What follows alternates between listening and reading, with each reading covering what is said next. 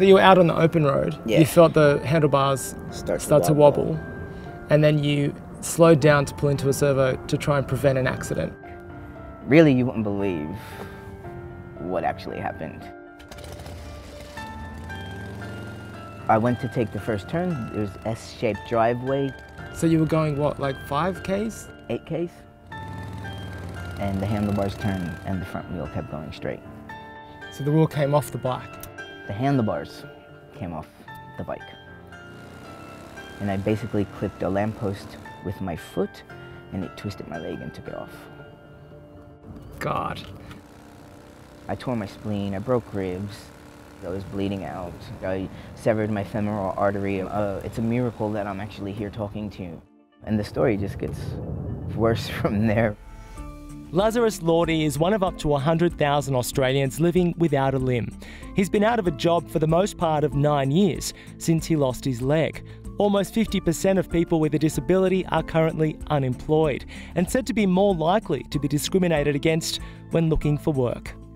To me, I'm not really disabled. I have half a leg missing, you know, and that's it. But I think people assume that you can't do anything because they hear disabled, you can't work, you can't think properly, all those things that go along with the word. But that's about to change thanks to a brave new experiment that he hopes will transform the lives of other amputees alongside some of our most marginalised job seekers. Lazarus will take part in the first ever business bootcamp to form the company's next big startup, all under the guidance of this self-made millionaire and with TV cameras following his every move. And so why haven't you got a job? Well, you know, 9 years is a long time. That's a good question. Before I lost my leg, I got every job I ever applied for. You know, it's bad enough I lost my leg, but to lose everything else, to not be able to get a job, when all of that actually hit me, it was really devastating. Overnight, it just went, and I just cried for almost the next 6 months. I went to bed in tears, I woke up in tears, and I spent the day in tears. How bad did it get? Bad enough that I wanted to die. I didn't want to live. Definitely made an attempt. Thankfully, it wasn't successful. I just felt like I had no hope.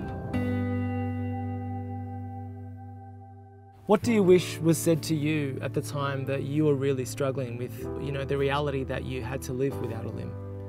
It's not the end of the world. It's the end of a limb. When I left hospital, I left without hope. And I don't want other people to go through that. And we have to stop looking at people with disabilities as disabled people. It's a part of their life and who they are, but it's not who they are. Laz, you've overcome so much and you're incredibly resilient. What's been the most difficult battle for you? Maybe just coming to terms with it all and, you know, like, and transitioning at the same time. Hang on, so you're talking about transitioning gender? Yeah. So does this mean you're outing yourself as transgender right now? Yeah, I guess. Yeah, I'm outing myself.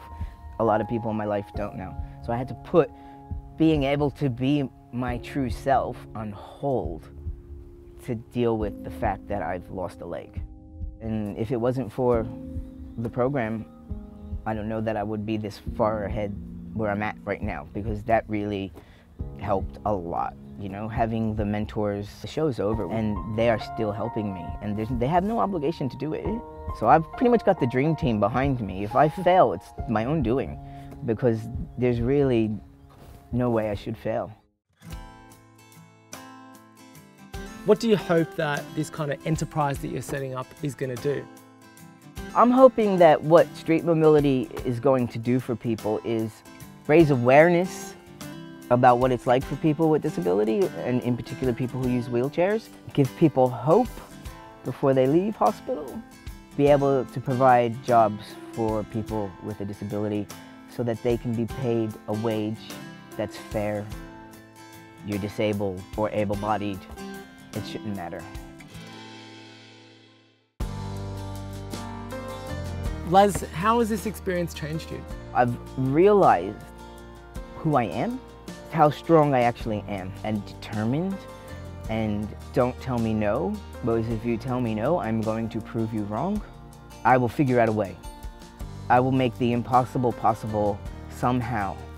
Even when I'm miserable, I'm in so much pain today, but I'm still smiling. I'm not gonna let it take away from me. I'm not gonna let anything take away from my life. It's my life, I can do with it what I want, and that's what I'm gonna do. And a beautiful smile it is. I'm so happy you've entered my world, Laz. It was really, really lovely to chat to you. Absolute pleasure. Thank you. Thanks for having me.